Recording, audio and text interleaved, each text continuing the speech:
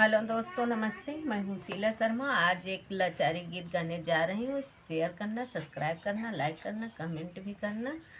अगर आप लोगों को पसंद आए तो पूरा सपोर्ट करना। हमें लाली चुनरिया